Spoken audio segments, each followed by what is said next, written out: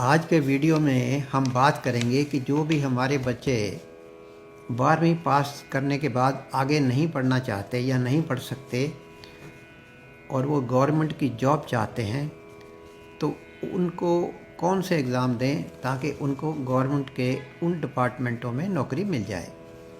पहला है दोस्तों SSC CHSL। ये कर्मचारी चयन आयोग संयुक्त उच्चतर माध्यमिक स्तर की परीक्षा है। इसमें जो जॉब मिलती है वो lower divisional clerk, junior secretariat assistants, postal assistants और डेटा एंट्री ऑपरेटर, इस तरह की जॉब इसमें उपलब्ध होती है। दूसरा है SSC MTS।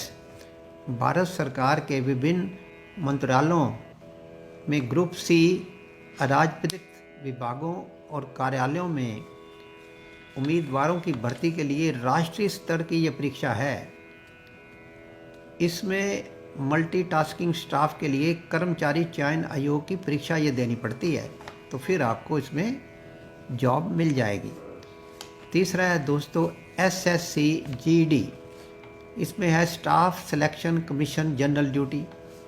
उसमें क्या है, constable general duty border security force में, constable general duty in secretariat में की सिक्योरिटी फोर्स में, constable general duty central industrial force के अंदर, फिर constable general duty in national investigation agency में, फिर constable general duty in Indo Tibetan border police force, फिर constable general duty in Sashastra Seema बल।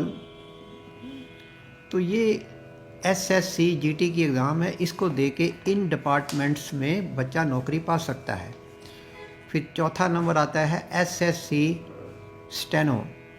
SSC स्टेनोग्राफर परीक्षा कर्मचारी चयन आयोग SSC द्वारा आयोजित एक राष्ट्रीय स्तर की प्रतियोग परीक्षा है। भारत सरकार के विभिन्न डिपार्टमेंटों में, विभागों में और संगठनों में ग्रेड C ग्रुप B गैर राजपत्रित और ग्रेड D ग्रुप C पदों के लिए स्टेनोग्राफरों की भर्ती की जाती है इसके अंदर। इसके बाद पांचवा नंबर आता है RRB ALP। जो कैंडिडेट्स रेलवे की नौकरी पाने के इच्छुक हैं उनके लिए ये एग्ज़ाम बेहद इम्पोर्टेंट है। जैसे उनको असिस्टेंट लोको पायलट बनना है तो उनको फिर ये एग्ज़ाम देना पड़ेगा इसका। इसके बाद आता है छठा नंबर RRB ग्रुप D। अब रेलवे ग्रुप D में बेसिक लेवल के काम करने के लिए, जैसे पटरियों की देख रेख, रेलवे कोच और उनके स्टोर, फिर डिपार्टमेंट्स आदि का रख रखाव और देखभाल, मतलब जनरल ड्यूटी के लिए है RRB ग्रुप D। सातवां नंबर अग्निवीर। ये फ़ौज के साथ जुड़ा हुआ है। इस योजना के तहत आर्मी, नेवी और एयरफोर्स में भर्ती होने वाला एग्ज़ाम है। जो भी जवान इसमें जाना चाहते हैं अग्निवीर योजना को पढ़ के समझ के इसका एग्ज़ाम दे सकते हैं। फिर आता है आठवां number BSF border security force. ये सीमा सुरक्षा बल है। सीमावर्ती इलाके में रहने वाले लोगों में सुरक्षा का बोध विकसित करना और उन्हें सुरक्षा प्रदान करना, ये इसका मेन मोटो है, मतलब है।